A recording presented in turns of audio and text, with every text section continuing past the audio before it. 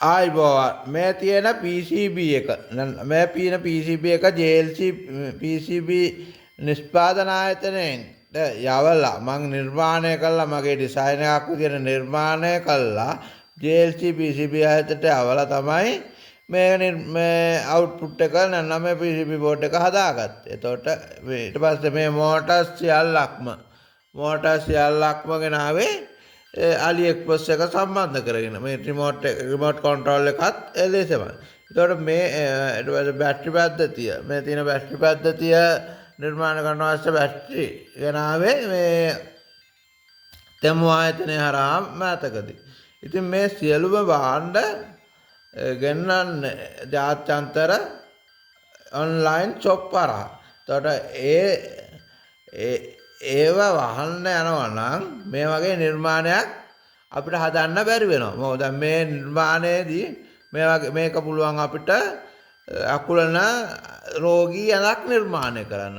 Remote control එකක් පාවිච්චි කරලා රෝගී ඇඳක්.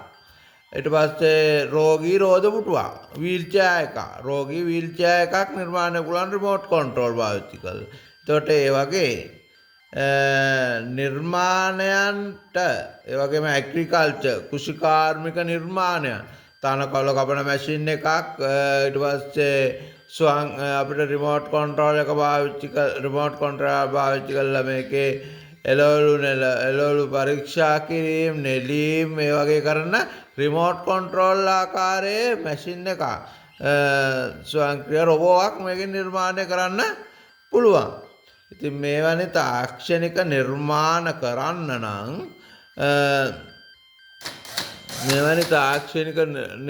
කරන්න නම් මේ ඔන්ලයින් ෂොප් වලින් අපිට ලොකු සේවයක් කරනවා. නමුත් අද ලංකාවේ කරන ගොම්මැටි තකතිරු මේ තීරණ නිසා ලංකාව කියන නාමය මේ ඔන්ලයින් ෂොප් බෑන් කරන්න පටන් ගන්නවා. එහෙම වුණොත් වෙන්නේ මේ රට නැවත විනාශ වැඩිවේකට තමයි රට යන්නේ. අපිට ඔන්ලයින් ෂොප් කියන්නේ ලෝකේ ප්‍රසිද්ධ ෂොප්.